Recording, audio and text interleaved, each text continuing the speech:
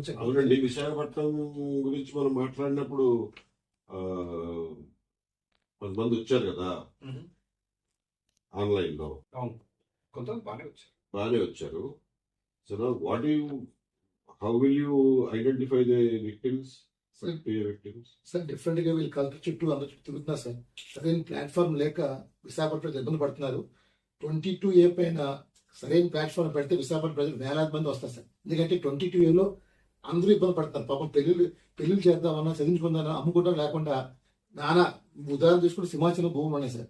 అవి పంచగ్రామం అవి 2014 చంద్రబాబు సీఎం అయినప్పుడు ఇక్కడ క్యాబినెట్ పెట్టి సమస్య పరిష్కారం చేస్తామని చెప్పారు. లక్షల మంది ఉన్నారు, సమస్య పరిష్కారం కాలేదు సార్.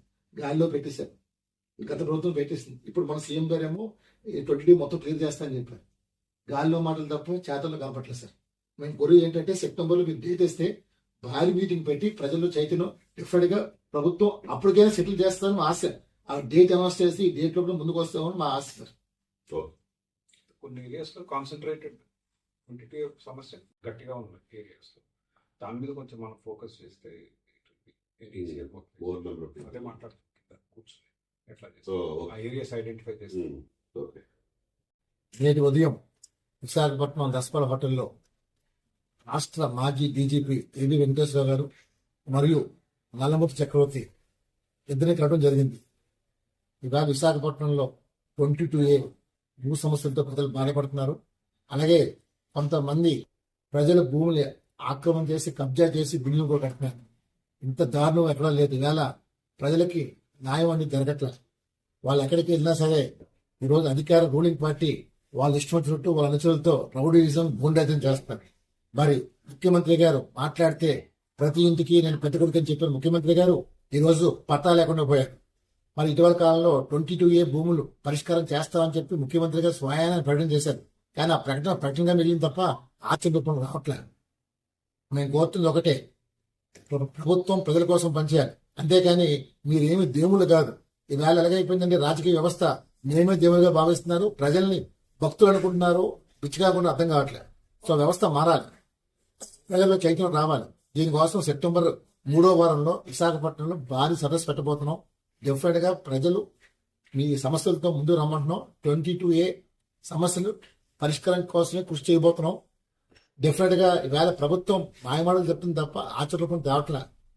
మీ సమస్య పరిష్కారం మీ భూమి మీ హక్కు పొందడం కోసం తెలుగు శక్తి అడుగు ముందుకు అయిపోతుంది. ఇందులో మేము కోరుతుంది ఒకటే, ఈ రోజు ఎదిరించోడు లేకపోతే బెదిరించోడిదే రాజ్యం. అందువల్ల నేను మీకు అన్నగా, తమ్ముడుగా, కొడుకుగా, మనోడుగా, మీ వాడిగా, మీ ఇంటి బిడ్డగా రాబోతున్నాను తప్ప నాయకుడిగా కాదు. ఇప్పుడు దాకా నాయకులు మోసం చేసి బతుకుతున్నారు తప్ప ప్రజల కోసం పనిచేయట్లే. కేవలం ఓట్ల కోసం మిమ్మల్ని వాడుకున్నారు తప్ప గెలిచిన తర్వాత మిమ్మల్ని గాలి వదిలేస్తున్నారు.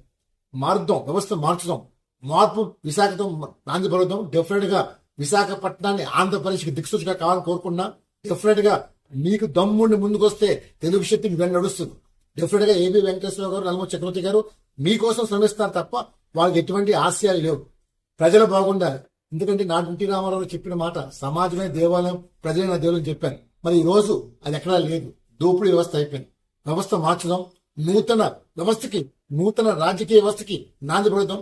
ఇలాంటి ఎవరైతే అన్యాయం చేస్తారో అలాంటి వారిని గురపడని చెప్పాలి. దాన్ని ఒకటే ప్రజలు కదలాలి, యువత మేలుకోవాలి, బాధ్యత గుర్తించాలి. విశాఖ భవిష్యత్తు మార్చాలని పిలుపుస్తున్నాను. డెఫినెట్ గా మనం అందరూ చేయగలిగితే మన భూమి మనకు వస్తాయి. ఎవరు లాక్కోలేరు. మన భయపెట్టి పాలిస్తున్నారు వీళ్ళ రాజకీయ నాయకులు, గోండాలు, వాళ్ళ అనుచరులు మన బెదిరించి బాధిస్తున్నారు. డెఫినెట్ గా మనంతా చేయగలుగుతాం.